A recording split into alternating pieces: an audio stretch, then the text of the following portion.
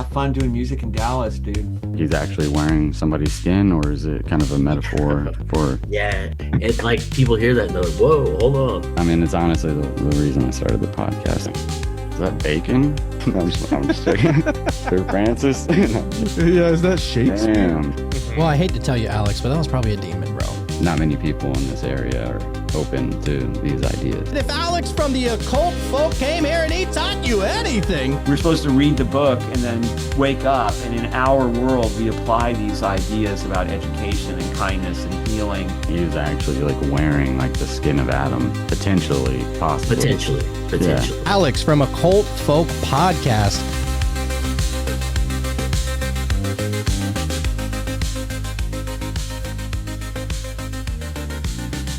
Welcome back to the Occult Folk Podcast. Today we have Darragh Mason. He's the author of a book called Song of the Dark Man, Father of Witches, Lord of the Crossroads. And man, thank you so much for taking the time. Yeah, my pleasure. My pleasure. Thanks for having me on.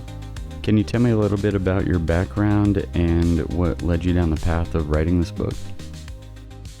By 2016, I was in India. I was shooting a story on Jinn, the kind of the Delhi being known as the city of jinns, and I had some interesting experiences there. And I've been kind of interested in the occult and the esoteric and the paranormal and just the strange since I was a kid, really. But things got a bit intense after this kind of jinn encounter that I had when I was in Delhi. But I'd taken a set of photographs, and I had I'd pitched them to a famous occult bookshop in London called Treadwell's. So, this is what I've done. Mm-hmm. Where do we go from here? And they invited me in to talk about them. And so I kind of prepared a lecture on the mythology of the jinn, and then this set of images. And that was great. And then after that, I was like, I'll put them on YouTube. And that was kind of the birth of kind of where eventually what would become kind of my own podcast. But what it did do, and this is a bit of a long rambly way of saying it, but I started looking more and more into jinn lore. And what I started to really kind of notice is like, this is really like Irish fairy lore. It's very similar. Like you have almost kind of identical motifs, like the jinn travel in the wind, the fairies travel in the Gihashi, the fairy wind basically is what that means, So you have almost the same like the same behaviors, the same taboos, the same myths. Like they're associated with treasure. They're associated with black dogs, for example. They punish people, if they feel they've been crossed. Mm-hmm. They steal children, replace them with changelings, all that kind of stuff. As it was just really, really similar. And I was noticing that trend in the folklore. But also started to notice this figure of this dark figure, this kind of almost sort of a fairy king / the devil / the Lord of the Dead, that would come up and kind of behave in a very similar way in these Irish folktales. And at the same time, I was interviewing magicians and witches who were talking about I had this really intense dream, and this dark man walked into my room and kind of basically turned me on, and I became a magician, I became a witch, whatever it was. Yeah. So literally at the kind of same time as I'm kind of like having these conversations about people who've had interesting experiences around magic or very experienced in magic and working with spirits, because the whole point of my podcast was to look at kind of people who work with spirits or have experienced spirits from all the different angles, right? That was kind of the idea. Mm-hmm. And then this black figure kept coming up, and then turned up in my own magical practice, and that was it, really. Wow. That's kind of where it came from. So I ended up kind of seeing it come up in the folklore. It was always the folklore first, then seeing it come up in interviews with magicians and witches, and then in my own magical practice, it came up, and that was it. That kind of dominated my life for about 2 years. Yeah. But very much from a creative perspective, like that's where my kind of energies and focus went in the creation of the book.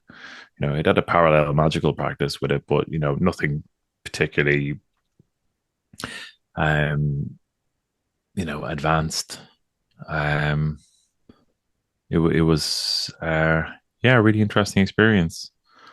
Yeah, Yeah. that's sort of fascinating how it kind of pops up in multiple aspects of your life. Mm. You do describe the dark man being elusive and not really being able to kind of put a name or a title. Can you speak on that a little bit? Yeah, I mean, what what I kind of hypothesize is that we have almost like archetypical avatars in the kind of big figures that you would say have components or aspects that you would identify as kind of the pattern associated with the dark man. And I suppose it's probably useful to kind of describe, what this is, right? To start with, it's like at the very start of, like, you have this kind of like you've got like the devil, you've got Old Scratch, you've got like Master Leonard, you've got the Black Man, the Dark Rider, the Old One, the Master. Like in Gaelic, it's the Fardurca or the Fardove. I would say in Welsh folklore, you've got Gwyn ap Nudd. To an extent, I would say, Lucifer probably meets the characteristics too. And then kind of in kind of American hoodoo, you've got like the Lord of the Crossroads, or is also known as the Dark Rider, in American hoodoo as well. Yeah. And then you look at kind of, say, the Scottish witch trials, and they call this figure the metal black man, which means that kind of the rough black man, or Black John, as he was known, particularly to Isabel Gaudi's called him. And it seems to be kind of like an inspirational or disruptive force that has no singular name or form, but we see many kind of shared characteristics and attributes and overlapping mythologies. So we're left with kind of these fragments, almost like a kind of a jigsaw puzzle or a broken mirror between folklore and magical practice and witchcraft trial accounts that you're piecing together to try and form a picture. And it's probably not an accurate picture, but it gives us kind of a sense of what we might be dealing with, and like how I kind of outlined what the characteristics were, was the dark appearance and appellation. So the black name, you see like the dark man, the black man, and appearance being black. So, for example, Gwyn ap Nudd, Gwyn is, you'll get this kind of dualistic play in the character as well. Gwyn ap Nudd essentially means like bright one, something like that. It's kind of like shining bright. Gwyn denotes the whiteness, but he would be known to have a black face. The face is colored black. All right. And then you have this idea of the kind of the appearance as a composite being. So a therianthrope, a figure that's part animal, part multiple animals, and part human in how it presents. So you would have like what we would traditionally call the horned god, or the appearance of the devil, of this kind of like semi-wild human being, the horned Pan, the Coronos. And I talked about a couple of cave paintings that kind of represent similar figures in the book. We also have shape-shifting. Now, shape-shifting is quite key, because when we talk about the dark man having no true form, this is key. Like, this is where it gets into a deep understanding that there is no identifiable form. It's all playing. It's all illusion, and it's all working with what is in your head, your cultural reference points to a degree, and how this thing can present. It's also telling you things like through the symbolism of what it's presenting. It's all layered in meaning. It's like a quantum meme in appearance. It's communicating continually in its appearance and how the manifestation happens. Equally, you've got the kind of the interceptor and trickster nature. So lots of the stories that come up in the folklore tend to be kind of interrupted journeys that happen along the road. And in the fairy lore, it's you have those kind of slightly immoral tales, right, where somebody stayed too long at some sort of party and now they have to walk home, in the night, and it's like, well, I know the long road will take me 3 hours to walk home, but I could take the shortcut. The shortcut will only take an hour, but it's through the fairy ring, or it's through this haunted road, or something like that. And then they'll decide to take the short road. So they've messed up by being excessive and not leaving at the right time, and now they're going to take a risk on top of that, and then they'll be penalized. So there's always kind of a moralistic angle to some of those folk stories, right? Yeah. But then those journeys are intercepted, and there's some sort of challenge, there's some sort of wager that is proposition to the individual, and sometimes they live to tell the tale. But it's exactly the same with the account of witch Isabel Gowdy, when she talks to kind of been walking along the road outside Aldern where she lived, and she's intercepted by the devil, who basically invites her to come to the church at midnight the following night and join the witch's coven, and gives this kind of very lurid account of that. But and then the final bit, which again relates to Isabel Gowdy, because that lurid account is deeply sexual. It's sex and sexual interest in human beings. There's a huge sexual energy that kind of hums around this, and I think that's a lot of that's got to do with kind of the creative element to it. There's a creative force, and I think human sexuality is part of that. Kind of bring up fairies and this type of shape shifting, and I know you kind of speak of this in the book, where these are kind of entities that aren't exactly the dark man, but something that like he can control. Well, in Isabel Gowdy's account, she talks about the witches as the instrument of Malefica, right? As kind of the instruments of chaos, where they would shoot elf darts or elf arrows at random people while in flight with the devil, right? So they would flick them from their thumb, and these elf darts, if they struck you, you were not long for this world, right? And the line, if I remember it, and obviously not verbatim, but it's something along the lines of these darts were made by the kind of the elves, in the pay of the devil, who answered to him for whatever reason. So it's a strange thing, right? Because we would think, well, these things are separate beings, separate categories, right? But this is a thing that we do as human beings. We try to categorize everything, and we simply don't know what we're talking about in this area. The folklore is very, very merged. Excuse me, and there's lots of reasons for that, right? Like the church overall kind of merged anything in the old kind of fairy faith, was all kind of squished together with ideas of witchcraft and the devil, right? Yeah. But really, what witchcraft probably was some sort of residual animistic faith of Western Europe.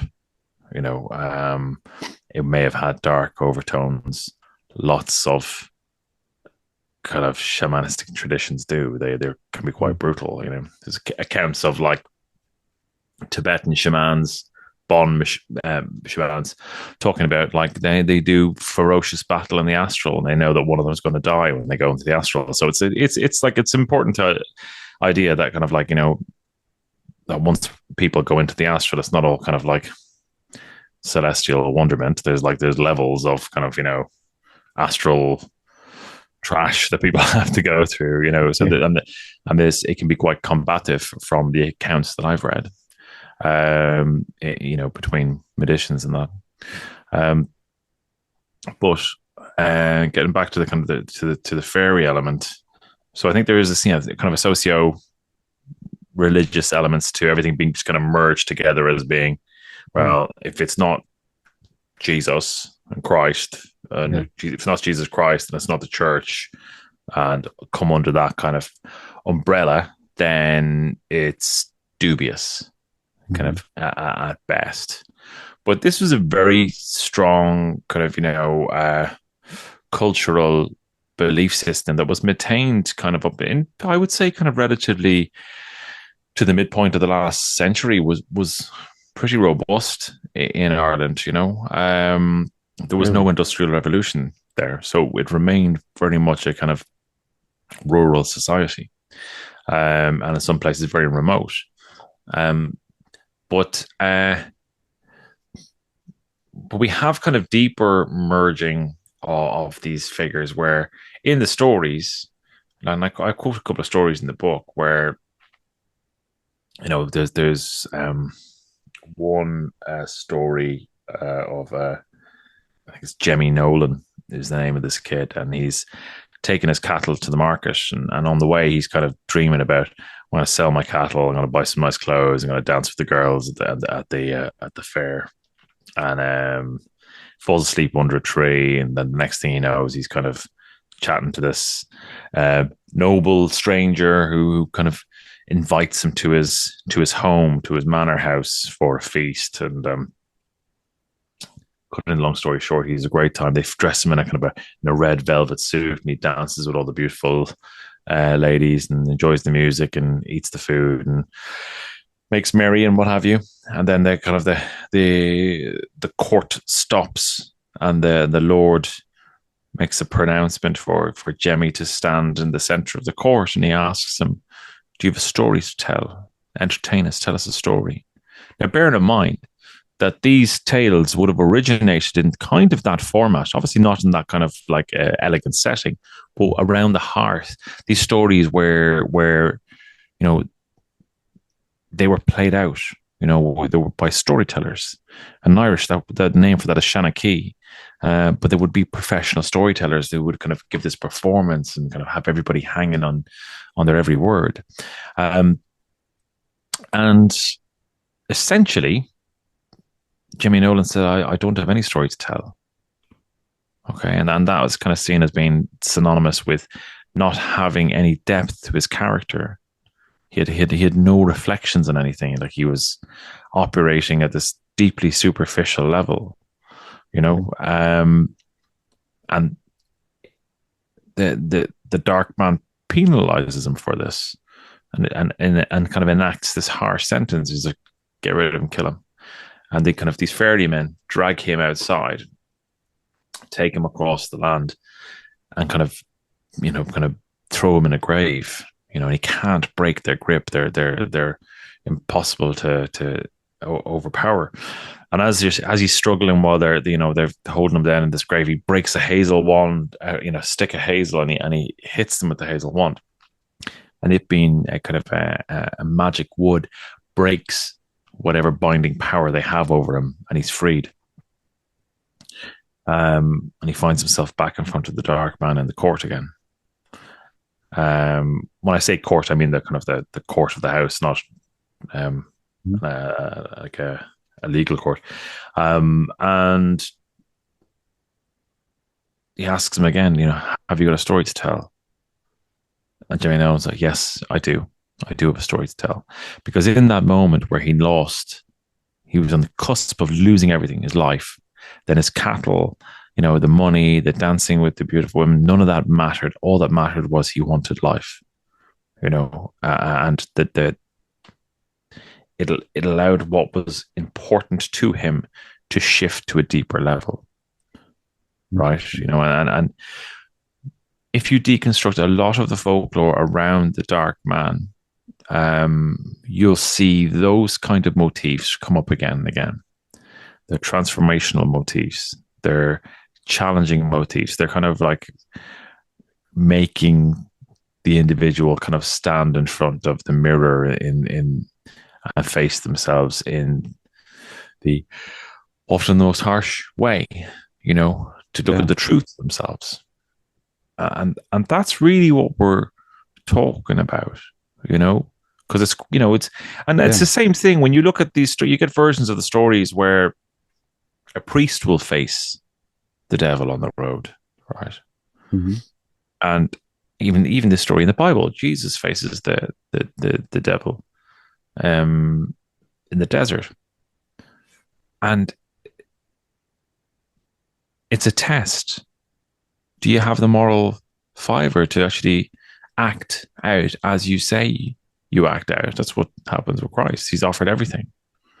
He's offered everything, and he denies it. He sticks to his path. It's the same thing. The priest meets the folkloric devil on the road. Now, there's multiple layers to this. One, the stories where the priest comes out on top. It's a little bit of kind of like, the dominating culture, given a little propaganda of showing mastery over the previous culture. Okay. That's a layer that goes through it, all of that stuff. But also what's happening is the priest's faith is challenged. So he's faced with this, dreadful proposition, and some of the stories they'll have, like, the devil would appear on the horse and cart beside the priest, and like produce a bowl of fire from under his coat, and or he'd look down and he'd see the hooved feet, and he's gripped by this terror. Well, really, what it's actually asking, under all the kind of the sensuously horrific detail, what it's saying is, does the priest have the faith to actually surpass this moment, to come out intact on the other side? Right? Yeah. And which begs the question then of like, well, what are the motivations of the devil? Well, and this is kind of one of the cruxes I'm talking about in the book, is like this idea of this kind of like quintessential primal destructive evil doesn't add up in these stories. Yeah. And it's a question that I ask, which is like, well, how does it behave, rather than what does it say, or what are what the records say, and it's difficult, but we can't pin it down. It's like, you look at the Scottish witch trial records, and I said this in the book, I quote Peter Gray, but he says, our history is written by our enemies. So who knows what comes out in those accounts, when they have these particularly lurid accounts of kind of the Maleficate dealt out by witches. I'm not saying that doesn't exist. I mean, it does. But the idea of like this utterly evil force is it seems to be a very simplistic way of looking at it. Yeah. And I think that's an excellent point. I mean, I think a huge part of it, I guess, is everybody, I assume, is going off of the church's definition of what this is. And that's evil, demonic, 100% destructive. And you do a good job of kind of countering that whole argument. I guess, so he does kind of present these people with a choice, and ultimately it's up to the human being, I guess, to make that action. Yeah, I mean, so much of this is about agency. But going back to your earlier point about like the church, I would wrap kind of all Abrahamic faiths up in that, of all flavors. But like, if you look at kind of things where you have, say, corruption in the Catholic Church, some horrific, crimes against vulnerable people, against children, happened in the Catholic Church, and these happen in all religions. This is not exclusive to Catholicism at all. But you would hear phrases like, "Oh, well, the devil has taken root in the church," and it's like, that's human beings that have done that. Yeah, it's human beings that have, given in, that have not resisted the temptation. It's their decision. Yeah. But it gets attributed to the devil. So it's always kind of creates this kind of like safe harbor for any kind of religion. It's like, well, okay, this religion is for God, God X, God Y, and it is, the creator, it is the benefactor, but there's terrible corruption inside the church. Oh, that's somebody else. It's not, but I thought your God's the almighty, all creator. Yeah, but that's somebody else. Or it's, it's also, but it's the human failing as well, which it is. But it's like, but I thought that God was all powerful. Do you know what I mean? Yeah. Now I'm being 100%. very, very simplistic in that argument. You could poke that full of holes, no problem. But my point really is that people do backflips to suit their own belief system. We're all guilty of that, but we tend to kind of fall into these traps, and the scapegoating of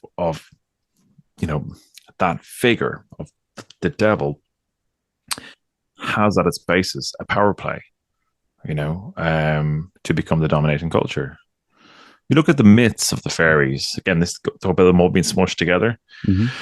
So, one of the creation myths of the fairies is that in the battle of heaven, the fairies were the lesser evil of the angels that rebelled against God, and they fell just below the land, not into hell.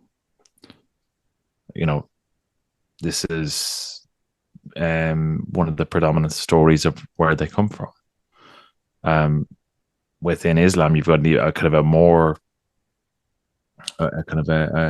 more robust story around the creation of the jinn. They're created by smokeless fire. I think King Solomon.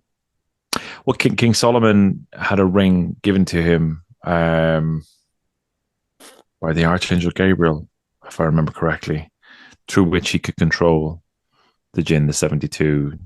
I think with jinn kings, 72 as a number comes up an awful lot. We got the lesser key of Solomon, you've got the 72 Goetia demons who were related to this. But so the creation of the kind of the smokeless fire, they are, along with human beings, and angels, these three kind of sapient creations of Allah, but they've said to free will. So when Adam was created, he was created from sounding clay, and the host of angels were ordered to bow to Adam, which they all did. But amongst their host was a jinn of remarkable capability and achievement that had been elevated to the host of angels, so called Iblis, who incidentally is jet black. And he refuses to bow. He said, I'm better than him. He's made of sounding clay and I'm made of fire, and then that kind of sets off this dynamic of, he promises Allah to thwart Adam and his children along the straight way. He will harass them from the left, right, and in front and from behind. So it's kind of the same story as this kind of like opposer, this devil figure. Like we get the word Satan, where you see the word Satan, a variant of it in broad Abrahamic jinn traditions, the word shaitan, which is a category. It's not an individual. It's more like a title or a category of these beings. Oh, wow. A particularly powerful one. But it's this idea of kind of like an opposer. But there's also some Sufi thinking around this, where Moses is said to have met Iblis and asked him, was it Moses or Abraham? I can't remember which actually, but asked him kind of, why did you not bow to Adam? And his response is something along the lines of, because I love Allah so much, I cannot bow before anything other than Allah. So he's kind of then positioned as this ultimate monotheist, that actually takes on an extremely challenging job on the behalf of these Abrahamic gods. But, I track it that there's versions of this that meet the characteristics that I've described that predate Christianity, Islam, and probably Judaism. We're going back to it. This is a deeply ancient thing. You said that you were shooting kind of a documentary about the jinn in India. Yeah. I was shooting a photography story about them. Yeah.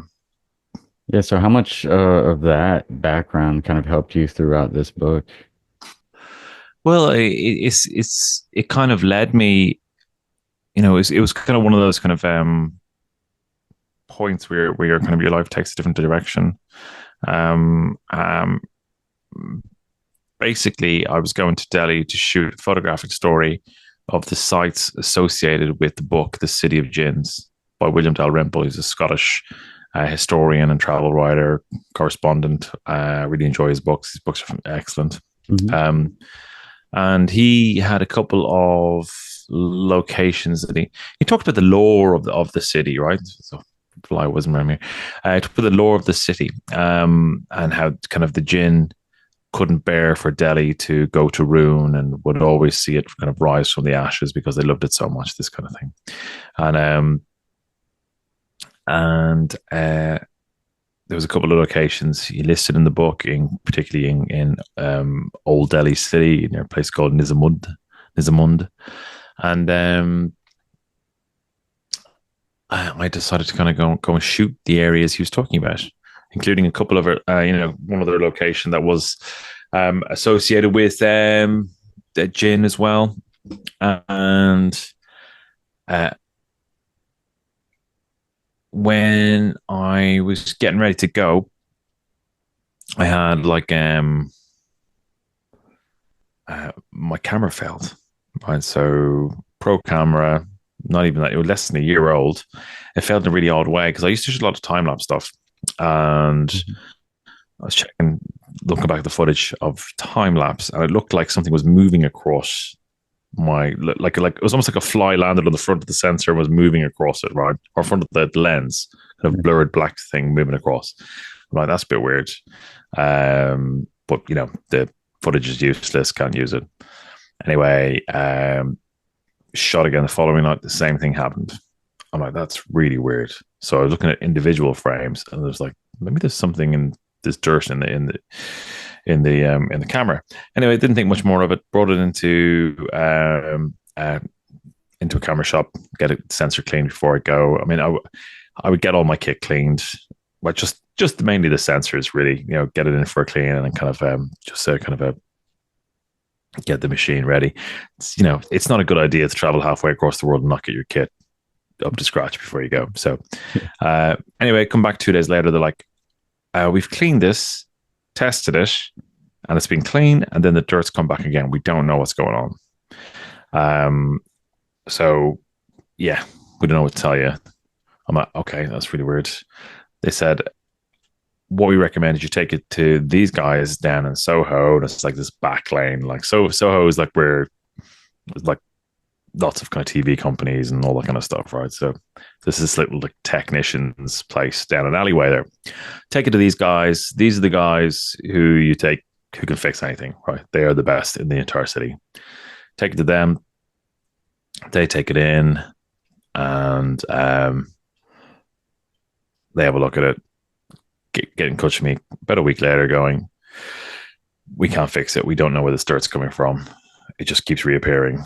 And we recommend stripping out the entire kind of like the sensor area and the kind of the box around it. Just take the whole lot and replace it. That's going to cost about £1,000. And I'm like, well, it's just not remotely worth it. So I managed to pick up a kind of another camera body, and so the trip was back on. So and actually it was a better camera. But before I went, then I started getting these. I got this nightmare about I was sitting at one of the locations. And there's this kind of wild Sufi music playing, and to my left there was kind of this individual here who had his back of his head turned to me and had like a white hat on. And then in kind of the music kind of dies down. He turns to me and looks at me, and it's kind of like decomposed face, and it's like it's really kind of Indiana Jones, like a snake comes out of one eye and goes in the other, right? It's like this is almost like fever dream, and it says, "Don't come here." Right. And I'm like, okay, it's a bit nerve wracking. But Yeah. Scary. yeah, definitely. And I'm like, I'm about a week to go. I'm like getting nightmares about going. My kit's all broken. It's just starting to get it kind of like, should I be doing this vibes, Yeah. And then, so I'm actually sitting in departures. And my dad's coming with me for the first time. I used to be a travel photographer, so he's going to come with me for one of these trips. And his tooth broke. His tooth broke in half in departures. So he's in bits the whole time. We arrive, we have a crappy landing when we get there. People trying to scam us, trying to get us to our hotel. We changed hotel 3 times in 2 days because some of them were just dives. Yeah. And eventually my dad gets his tooth sorted out. And then I am out shooting these sites associated with the gin. And one of the locations is a place called Nizamuddin Ali Darg, which is this kind of mausoleum. It's a collection of tombs, like a princess there, and these Sufi saints. And you kind of go to this kind of narrow walkways through Old Delhi, and there's lots of kind of people selling kind of butter chicken. There's all the kind of usual kind of sensory things that are happening. There's like lots of noise, lots of people. Everyone's selling something, and like you can buy rose petals for puja, and like like Sufi green kind of holy cloth to leave at the sites of the saints, and I get there. And taking some shots and going around the place. My fixer, who was with me, he's a photographer from Kashmir. He's talking to the couple of the Sufis who run the place. They tend to go down through families, tend to be hereditary jobs. And he's saying like this, this Western is here to photograph things associated with jinn, people associated with jinn. And the guy kind of points over to it like an enclosure. So beautiful marble, like lattice, room, right? And basically they indicate in there are people who are waiting who've got bad spirits or jinn problems, and they're waiting to be healed, waiting for kind of treatment. And I go and have a look, and there's a guy in a white hat, and he's just staring at me, eyeballing me, and he is mouthing off something about it. I just see this kind of like proper like screw you, he's just mouthing off shit, staring at me, and it's the first time ever that I've really kind of I kind of lost my nerve with taking a picture, and I photographed quite a lot of things that some people would find challenging, like like rituals where people are drinking whiskey out of skulls, and I photographed, like partial autopsies, all kinds of stuff, that people would find challenging. Yeah. And this was kind of the first time where I was genuinely kind of unnerved because I just didn't know what the photograph was going to cost me. I had this nightmare about a white hat in the place that I was then in. Yeah. There was a guy with a white hat who was supposed to be possessed of the jinn, staring at me, and I took the picture. And the minute I put my camera up, he stopped kind of all the kind of the glaring at me, and he just got his face kind of relaxed. But it was one of those things where I was going, am I looking at a jinn? Is there a jinn looking at me through the eyes of this person? And the trip never really settled. It kind of unnerved us, till we wrapped up, really. Yeah. And that's kind of where all that stuff came from. So that kind of started me really researching in depth, because at that time I was kind of a photographer with an interest in the esoteric and the paranormal, but I wasn't a student of it. I came back, and not long after that I became a student of this, where I became very well read and kind of understood this a lot more, from multiple perspectives. It's a fascinating story. I can definitely see how it could freak somebody out. I mean, you have the dream and then it's literally playing out right in front of you. Yeah, totally. I mean, in a foreign country as well at that. And man, there's all kinds of crazy, probably symbolism within it all. Do you think people like that are walking around day to day, are they is everybody kind of prone to that initiation, if you will? You mean possession, or yeah, or would that depend on like the person, I think, I guess? yeah, I think it definitely depends on the person. But like, I would say, when we think about possession, we tend to think of like, big Hollywood, head twisting around level of possession. Exorcism type movie. Yeah, exactly. That's what we kind of tend to pick. And it's like, while there are cases like that, those things are not very regular. They're not kind of like, there's one in every village. There isn't, but partial possession or overshadowing or like parasite type things, that affect behavior.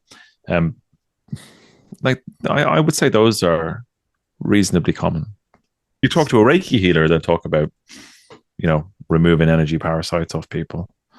Like it's pretty common that people will have something that will be living in their energy field, or affecting their behavior in a negative way, because like they there's various different theories on it, but one of them is that they kind of, some of these parasites that affect negative behavior, they feed off the emotions, the negative emotions that people generate.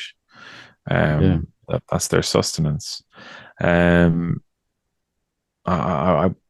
wouldn't surprise me that there's things like that.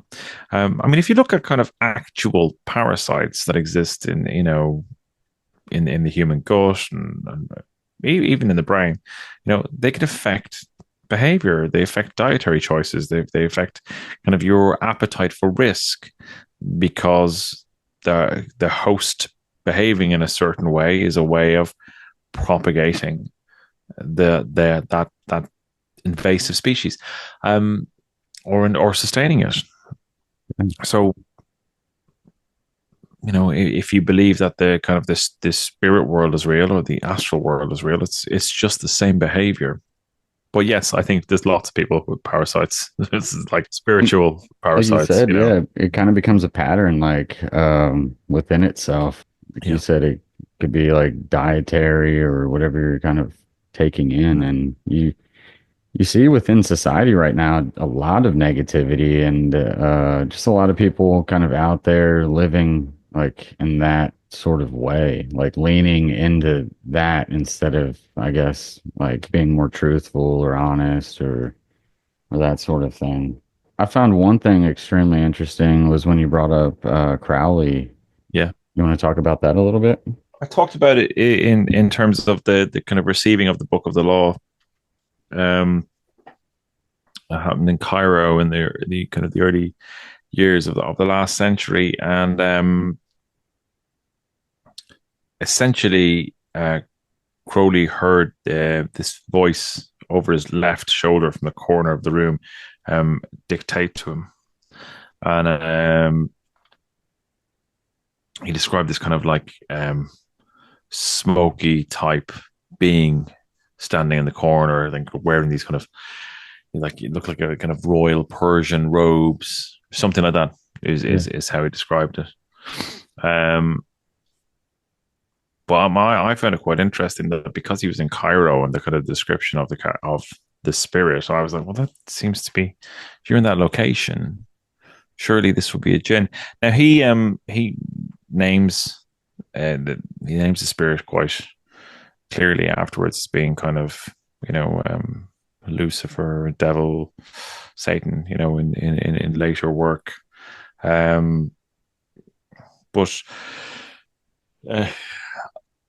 I mean, that's I think really it, and in terms of what happened with Crowley, like it was just received book, but ultimately his belief system, which kind of became his influence on Thelema, um, him creating Thelema, which would then um, become our, and he would then kind of take over eventually in the OTO. Um, One of his American followers was a guy called Jack Parsons, who was a founder member of JPL. He'd be testing rockets, sending them into the sky, while shouting out kind of the hymn to Pan, or trying to, they did kind of a Babylonian working in the desert, and it kind of gave birth to this technological age. So we saw this huge acceleration in things. And you got to remember that, like, around this time where you were shooting off rockets and all this kind of stuff, is that all of a sudden we had this jump to like jet propulsion, right? Big shift in technology, Mm-hmm. and that's coming off the wave of like, of the atomic bomb and kind of this total different level of science, like, and at the same time you have the appearance of what were then called flying saucers. So it's like the cultural artifacts shifted around, the cultural, like the strange phenomenon of the time shifted with the science at the same pace. Yeah, You know, I wrote down a specific quote that I found extremely fascinating in the book. Like when you mentioned Babylon working, like it's like a series of magical workings or practices aimed at manifesting an incarnation of the archetypical divine feminine Babylon. Scarlet Woman. Yeah, Yeah, man, that was crazy. yeah, and it's Like, all true. yeah, I had to rewind that a couple times and write it down. Yeah, it's extraordinary, and like Jack Parsons was like really, you know, good associates, good friends with Ron L. Hubbard. Like Oh, like the story just gets stranger and stranger when you look yeah. into it.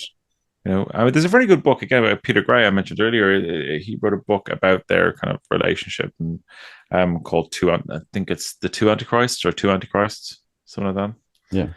that. Um, so you see this kind of like there's a magical thread that runs through like huge scientific jumps, and I would Mm. wager that you have the same thing going through most, big cultural organizations, including the Catholic Church, including nearly all of them. The course there is, like these. There's always going to be a magical component to these things. Just won't be overtly said. It's like, Yeah. what do you think someone's doing when they go to a church and they light a candle for an intention? That is like literally magic 101, right? Candle magic. Yeah. It is one of the first things people do. It's interesting. Scroll, yeah, scroll an intention on a candle, burn it. You Yeah. might write your message or your sigil onto a bit of paper, burn it in the candle. Whoever you're praying to, whatever deity you do, people go and do it all the time. In churches, Yeah. people on their birthdays, they literally make a wish. That Over is the birthday wild. candles. Yeah. Holy You know, shit. Yeah. I never, it's I never thought about it like that. yeah, that's I mean, exactly what it is. yeah, one of my favorite ones to bring up communion and like drinking the blood of Jesus and eating the body. That's insane to me, you know? Yeah, And I feel like it'd be looked at like as in like the church would call that satanic in any other mhm. context other than Jesus, right? Yeah, 100%. It's crazy. But Yeah, 100%.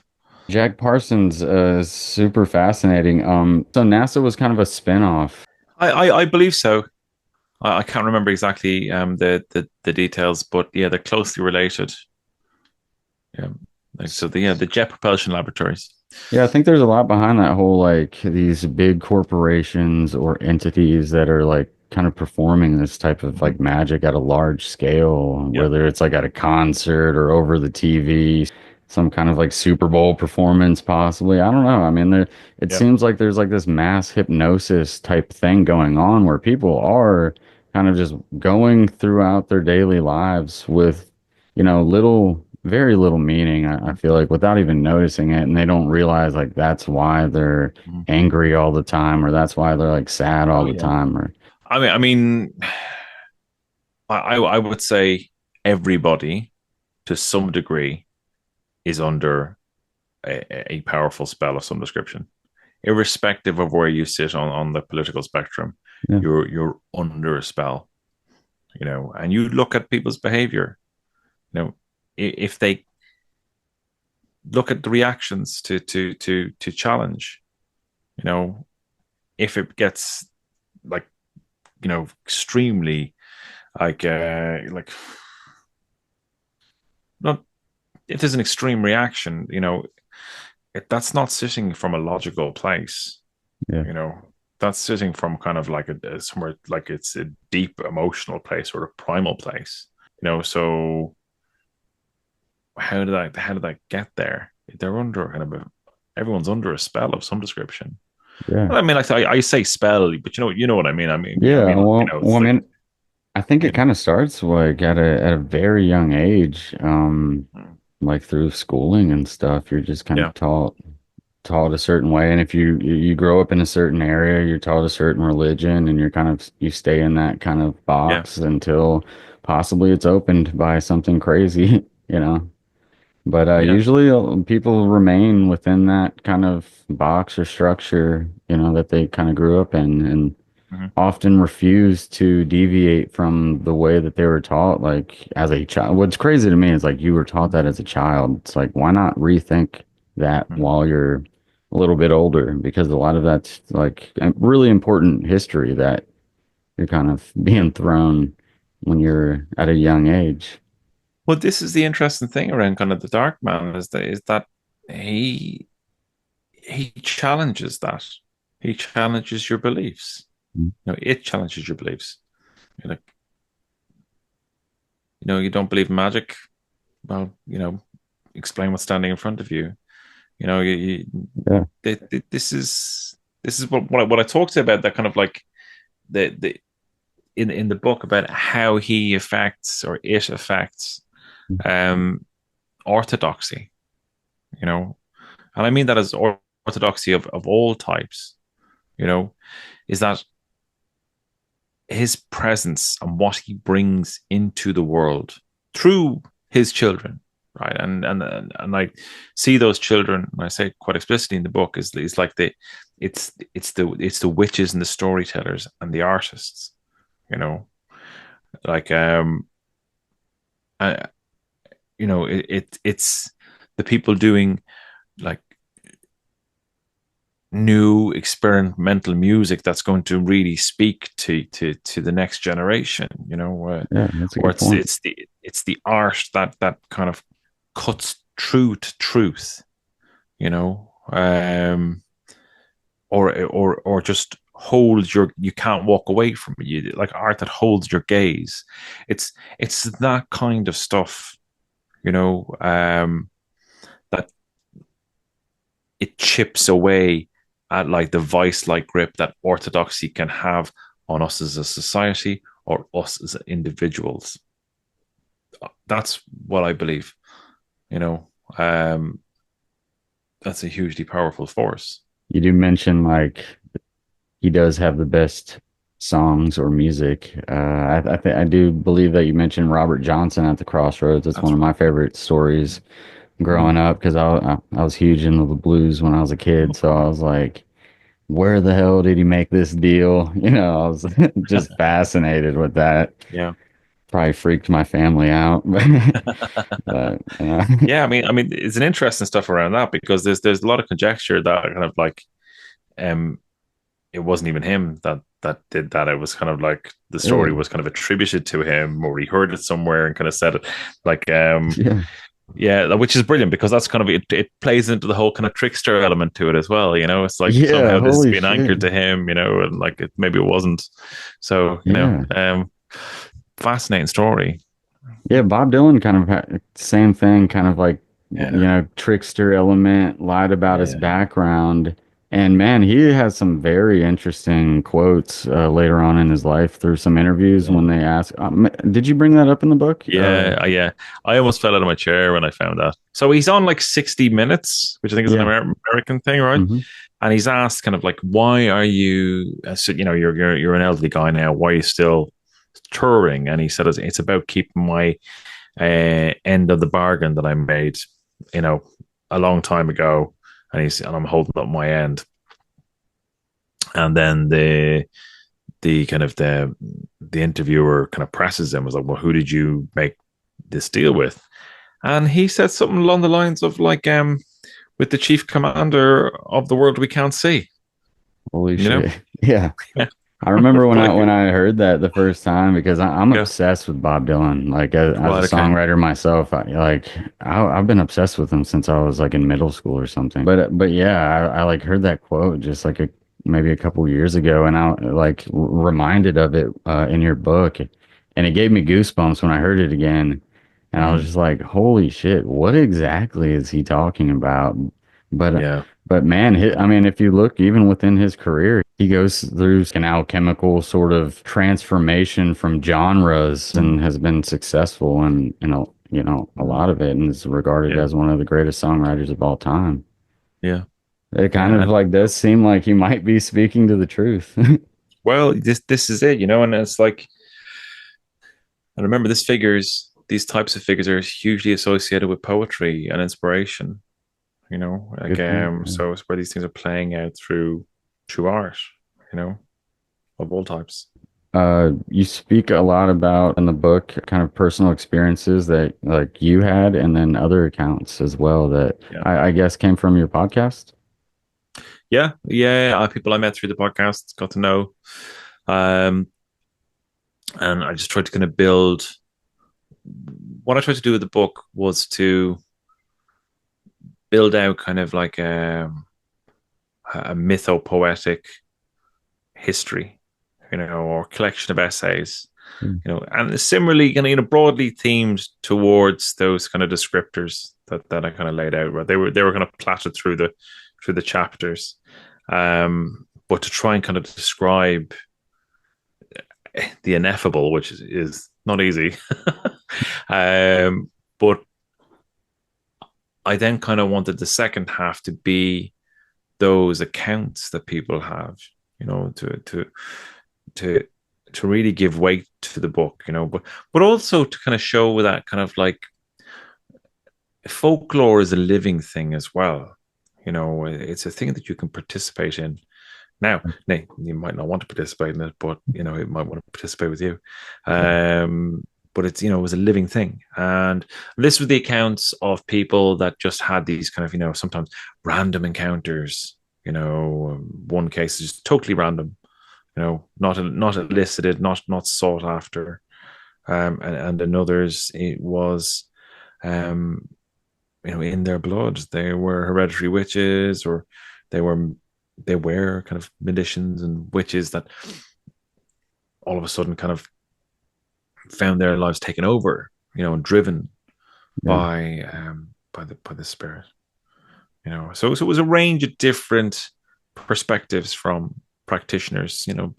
Some really amazing people. Really, Any of them kind of stand out? I mean, they're all very potent in their own way. But I think when we talk about the kind of the phrase "fire in the blood," what we're talking about is the kind of that being switched on, right? So it's kind of like that kind of the whatever your capability as an individual might be in terms of uh, magic or witchcraft gets activated, and like people might be drawn to this stuff all their lives, but like that kind of initiatory spark through an encounter, which kind of changes how you see the world. That it sets a fire within you that kind of wants more, that wants illumination, that wants to understand, Yeah. but also wants to get its hands dirty. to become a participant, and not an observer. And that's kind of what I'm describing there. But it's very hard to pick out one individual piece from the book because they're all so fascinating. You've got Yeah. like Yeah, I can imagine. Like, Shuli Porter talking about being, a hereditary witch and kind of seeing this dark man that stood in the bottom of her garden and spoke to her when she was a very young girl. She was a child, and yeah. and she thought it was a policeman because it was all in dark, and how he's been there with her throughout her life in some shape or form. Um, and you have Elise Ursa talking about this 2 week period of like intense artwork creation of, or was it? I think it was a weekend or 2 weeks where she created the major arcana for a set of cards. Painted them all. She hadn't painted in like decades. And like was dreaming of this dark man telling her that this is a grimoire. These are to be used for magic. So it really quite direct stuff. And of course, it's kind of like the idea of like a spirit lover that would come in the form of a dark man, because there's always this kind of sexual element that's intrigued, that is intertwined with it. Kind of, I guess, get into your own encounter through, you describe as the middle pillar. Yeah, it's essentially kind of an energy exercise. So it's this like it's like breathing into the crown down to kind of chakra points and kind of activating them while like intoning a god form, and like it's pretty entry level, like a meditation. Yeah, pretty entry level stuff. And then kind of I was doing it for a week and all kinds of little weird little things were happening. And then I had this extraordinary vision, when it was him. It was the dark man. And I don't have a problem kind of using my mind's eye to visualize. It comes to me quite easily. Mm-hmm. But this was different. This was, I could actually feel it. It was extremely sensory. Like everything was activated and buzzing. And, I saw this this burning eye looking at me, massive thing, this wall of fire. And like it was kind of Lord of the Rings vibe-ish, and then it kind of morphed into this dark angel. It was like pretty jacked as well, and then these two big silhouette wings come out from it, and I started communicating with me, and it took off vertically, and I felt like I was going with it. I really like felt that whole feeling of just flying up with it, and that's kind of what really was that point of like point of no return, really. I mean, I didn't really speak to anybody about it for 3 months. I just stopped all magical practice before I actually spoke to a friend. Then started working with a psychic friend on kind of coach, to work through these experiences, and we worked together for about 2 years on that.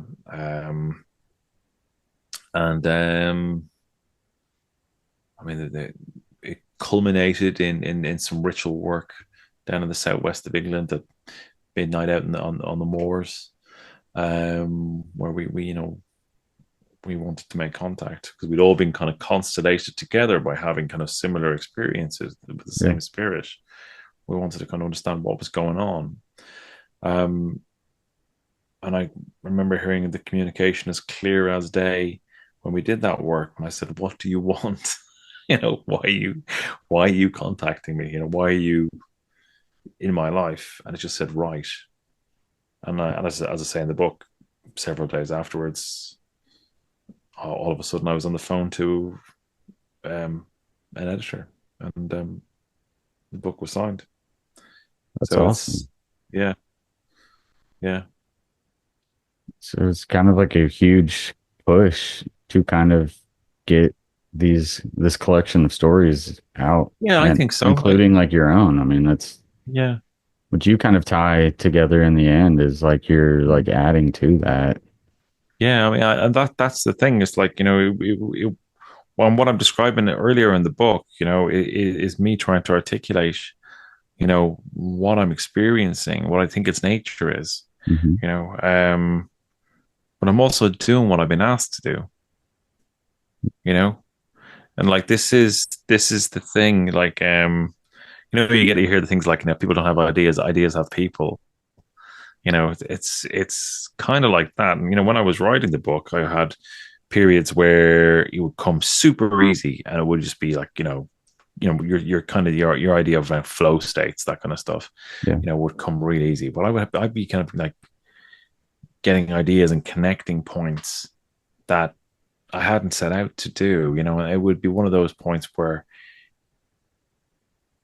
some of it was like really easy. All the kind of in my opinion, like the best chapters were ones where kind of I was being helped, if that makes sense. Yeah. Are you thinking about writing anything outside of that or coming up? Yeah, I think that there's maybe a couple of pieces that I'm thinking about. It's very very early days, and I should mention as well that, like, when I was saying kind of like, I was being helped, or kind of like guided in my writing. That was also really hard. It was Yeah. like exhausting, it'd be really, really exhausting where, like there was some days I'd write thousands of words. There's some authors you speak to and they're like, oh yeah, I turned out 15,000 words today. And I'm like, what? How the hell did you do that? I would be lucky to do that in a week. That would be an amazingly productive week for me if I did that. Like, I mean, yeah, there's some people who can do that. I'm not one of them. So, sometimes the writing experience was like, excuse me, like getting blood out of a stone. Yeah. And it wasn't funny. And I remember kind of going to bed at like 6 p.m. and just saying out loud, oh, fucking hell, leave me alone. Jesus. I just want to sleep, Yeah. like, and like just having that whole space of like, can you just fuck off and let me excuse my language, like, well, let No, me yeah, you're sleep, fine. Yeah. like, because it would just be kind of like really all consuming. We're just getting like, just having ideas and ideas and ideas, yeah, you're stuck on that kind of merry-go-round. Definitely can relate as a songwriter. Often I'll like stay up Oh, until right. like Okay, cool. I'll, like stay up until like 4 a.m. sometimes just writing. And like honestly, like I said, I was obsessed with Bob Dylan. I had Yeah. these like documentaries when I was a kid that I would watch, and he would just be typing away at that typewriter, man, like all night, like obsessed with it. But yeah, I mean, Yeah. sometimes you're just laying there and stuff comes to you, and you're like, you like throughout. Writing, like you kind of learn like, hey, you got to write it down or you will lose It's it gone. possibly. Yeah, yeah, So that's true. was this your first publication? Yeah, yeah. It Not was. my first manuscript. I have a couple of fiction Okay. books that are stuck in drawers around the place, but this was my first publication. Yeah, I've Yeah. had some short stories and stuff published, but yeah. Had you ever like saw yourself as an author, like potentially, or was it kind of like spawned from like this um Oh, it was an ambition for enthusiasm? me. Yeah, it was an ambition for me, but it was fiction that I was writing, not kind of like Yeah. non-fiction, like esoteric stuff. Yeah. So yeah, that was not the intention. Yeah. Well, I will say I really appreciate your time. Would you like to tell everybody where to find you Yeah, sure. and all of that? Yeah. So I've a podcast called Spirit Box. I'm only on Instagram, and no, I'm on YouTube as well. I always forget that YouTube is kind of a social. Is it social media? I don't know. I always see it, Instagram and Facebook and all that kind Yeah. of shit as social I media. guess technically now, yeah. I Yeah, guess they're all yeah, lumped in together. kind of. Yeah, yeah. So yeah, I'm on Instagram, YouTube, and I have a Patreon. But I'm pretty easy to find. Darragh Mason, and that's all you need to do to find me. Yeah. Well, I highly suggest checking out the book, Song of the Dark Man. Thank you so much for your time. I really appreciate it. My pleasure, and thank you for the invite, and thank you for your kind words about my book. I appreciate it. Listen close, it's the occult folk.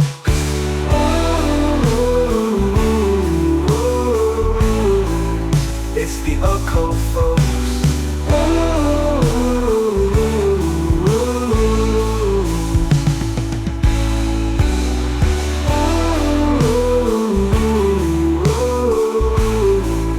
It's the occult folks.